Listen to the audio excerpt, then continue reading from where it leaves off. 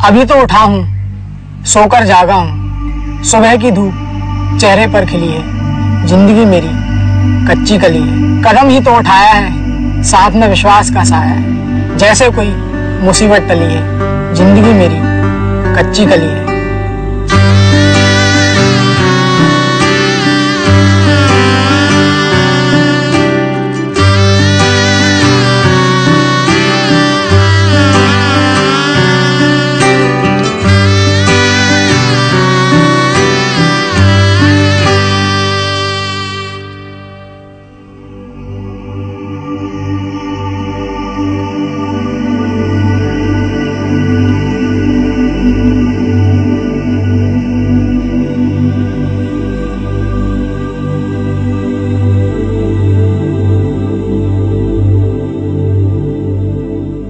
मेरा नाम संदीप है और मैं श्री रमेश प्रकाश सामाजिक संस्थान के इनिशिएटिव भारत कॉलिंग में हूँ और उसको हम लोगों ने 2009 में फाइंड किया था।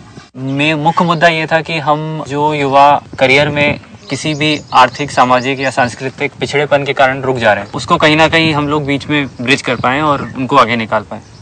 तो छोटी सी एक हमने शुरुआत करी थी एक बैच के साथ 50 बच्चों के। 2009 में हम लोग आए, हमने यहाँ पर स्टार्ट किया और हमने बोला कि हम इस तरीके से कुछ काम करना चाहते हैं। एक दिन संदीप अपने 2 साथियों के साथ स्कूल में आए। हम लोगों ने बहुत ज़्यादा गंभीरता से नहीं लिया। फिर जब संदीप दूसरी और तीसरी बार मेरे पास आया तो मुझे लगा कि शायद इसमें कुछ करने की इच्छा है। पहले हमारी जो जिम्मेदारियां थी, हमें लगती थी कि वो हमको बच्चों को हायर एजुकेशन तक पहुंचाने तक सीमित थी, लेकिन फिर धीरे धीरे लगने लगा कि एक बहुत बड़ा प्लेटफॉर्म बन गया जो युवाओं को भी आकर्षित कर रहा है। और कई बार वो पूछते हैं कि केवल टीचिंग होगी क्या, तो हमारे लिए बहुत डिफिकल्ट हो जाता है उनको बताना कि नहीं टीचिंग नहीं होगी। एक्चुअली आप एक बहुत बड़ा एक रोल मॉडल बन जाएंगे, एक इंस्पिरेशन बन जाएंगे उनके लिए। दिमाग में शुरुआत से था कि गवर्नमेंट के साथ मिलकर ही करेंगे। तो सबसे पहले हम लोग जो यहाँ के गवर्नमेंट ऑफिसर्स हैं उनसे मिलते हैं, उनसे बात करते हैं कि हमें इस तरीके से काम करना है। भारत कॉलिंग में अवेयरनेस सेशन हम लेते हैं और इसमें हम बच्चों को उनके हायर एजुकेशन के बारे में बताते हैं, क्योंकि बहुत सारे नोशंस होते हैं एजुकेशन को लेकर कि बाहर पढ़ने जाएंगे तो महंगा होगा पढ़ाई, तो गवर्नमेंट कॉलेज है महंगी नहीं होती है। तो इस तरह के बहुत सारे मिथ्स होते हैं, उनको खत्म करके बच्चों को आगे बढ़ने के लिए प्रोत्साहित करना, इमेजिनेशन दे पाना कि ये वर्ल्ड है।